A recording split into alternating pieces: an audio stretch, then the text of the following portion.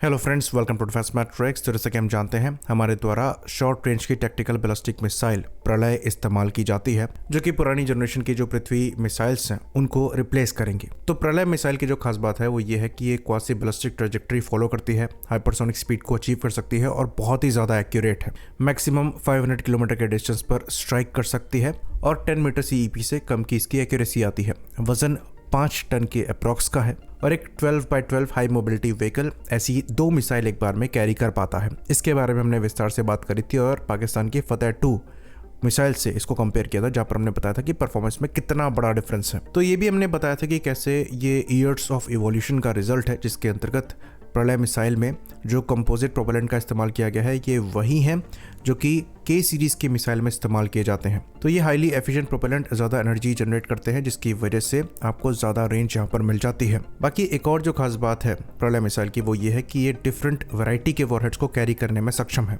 चाहे ये high explosive performed fragmentation हो या फिर पेनिट्रेशन वॉरहेड हो या फिर रनवे डिनाइल पेनिट्रेशन सबम्यूनिशंस हो, ये हर तरीके के वॉरहेड को फायर करने में सक्षम है। तो ये एक काफी खतरनाक टैक्टिकल बैलिस्टिक मिसाइल बन जाती है। लेकिन अब जो न्यूज आ रही है उसके हिसाब से इसकी जो कैपेबिलिटी है उसको और ज्यादा एनहेंस किया जा रहा है और इसको और ज्यादा डेंजरस बनाया जा रहा है।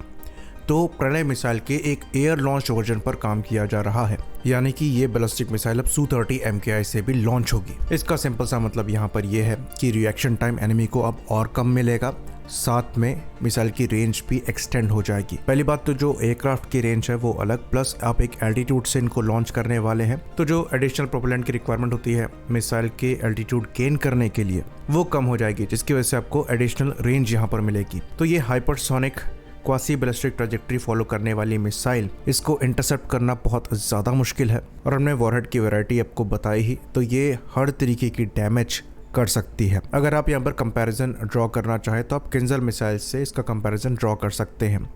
रेंज यहाँ पर मैक्सिमम ग्राउंड वर्जन की 500 किलोमीटर के अप्रॉक्स की है। एयर लॉन्च वर्जन में ये 750 से 1000 किलोमीटर तक पहुँच सकती है, लेकिन वहाँ पर भी चैलेंजेस हैं। मिसाइल का जो वजन है ये 5 टन के अप्रॉक्स का है। इसके कंपैरिजन में अगर आप किंजल के वजन को देखेंगे तो ये भी आसपास ही पहुँचता है 4.3 टन के, लेकिन वो खाली MiG-31 द्वारा कैरी करी जाती हैं, जो कि बाय डिज़ाइन ऐसे हैवी पेलोड कैरी करने के लिए बनाया गया है।